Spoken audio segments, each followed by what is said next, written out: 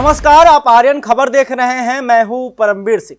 आज हम बात करेंगे एक बड़े सियासी खबर की जो बिहार की सियासत में भूचाल ला सकता है। लोजपा रामविलास के प्रमुख और केंद्रीय मंत्री चिराग पासवान ने हाल ही में बिहार वापसी के संकेत दिए हैं।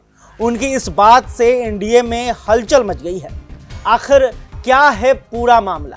क्या चिराग पासवान बिहार की राजनीति में बड़ा उलटफेर करने वाले हैं? चलिए जानते हैं इस खबर को विस्तार से। चिराग पासवान ने हाल ही में एक बयान में कहा कि मेरा राज्य मुझे बुला रहा है।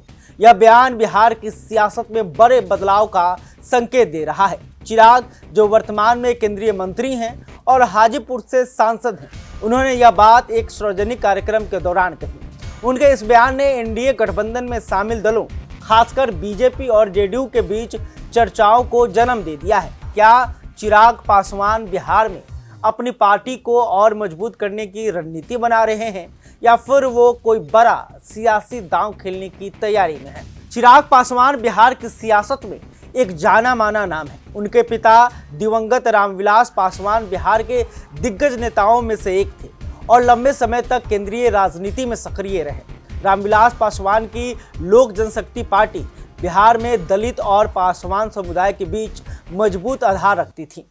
हालांकि 2020 के बिहार विधानसभा चुनाव में चिराग की पार्टी ने एनडीए से अलग होकर अकेले चुनाव लड़ा था, जिसके कारण जेडीयू को काफी नुकसान हुआ था। 2024 के लोकसभा चुनाव में चिराग पासवान ने फिर से एनडीए के साथ गठबंधन किया और उनकी पार्टी ने बिहार में 5 सीटों पर जीत हासिल की।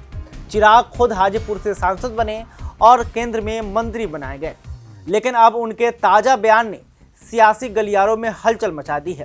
क्या चिराग पासवान बिहार में अपनी पुरानी ताकत को फिर से हासिल करना चाहते हैं या फिर वो 2025 के बिहार विधानसभा चुनाव को लेकर कोई बड़ी रणनीति बना रहे हैं? देखिए, चिराग पासवान का कहना है कि मेरा राज्य मुझे बुला रहा है। इस बयान के कई मायने निकाले जा रहे हैं। पहला मायने, चिराग शायद बिहार की सियासत में और सक्रिय भूमिका निभाना चाहते हैं। उनकी पार्टी का आधार मुख्य रूप से पासवान समुदाय में है, जो बिहार की करीब 6% आबादी का हिस्सा है। अगर चिराग बिहार में अपनी पार्टी को मजबूत करते हैं तो वो एनडीए के लिए एक बड़ा फायदा हो सकते हैं, लेकिन साथ ही जेडीयू के लिए चुनौती भी बन सकते हैं। देखिए, बिहार में 2025 में विधानसभा चुनाव होने हैं। चिराग का यह बयान इस बात का संकेत हो सकता है कि वो अपनी पार्टी को विधानसभा चुनाव में बड़ी ताकत के रूप में पेश करना चाहते हैं। 2020 में उनकी पार्टी ने अकेले दम पर जेडीयू को नुकसान पहुंचाया था। क्या इस बार वो एनडीए के साथ मिलकर बिहार में बड़ी जीत की रणनीति बना रहे हैं? कुछ विशेषज्ञों का मानना है कि चिराग पासवान एनडीए में अपनी पार्टी के लिए ज्यादा सीटों की मांग कर सकते हैं।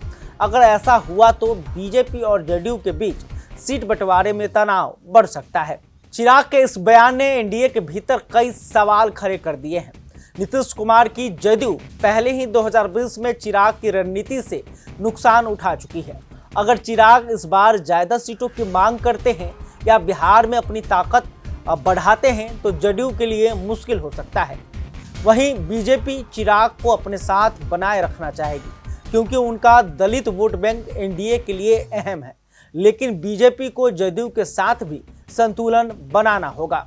अगर एनडीए में आपसी तनाव बढ़ता है तो इसका फायदा आरजेडी और कांग्रेस जैसे विपक्षी दलों को मिल सकता है। चिराग के इस बयान पर सोशल मीडिया पर भी खूब चर्चा हो रही है। कुछ लोग मानते हैं कि चिराग बिहार में नई ऊर्जा ला सकते हैं, जबकि कुछ का कहना है कि इससे एनडीए कमजोर हो सकता है। बिहार की जनता चिराग को एक युवा और जोशीले नेता के रूप में देखती है, लेकिन उनकी रणनीति कितनी कामयाब होगी यह समय बताएगा। 2025 का विधानसभा चुनाव बिहार की सियासत के लिए एक बड़ा टर्निंग पॉइंट हो सकता है। क्या चिराग पासवान अपने पिता की विरासत को और मजबूत करेंगे?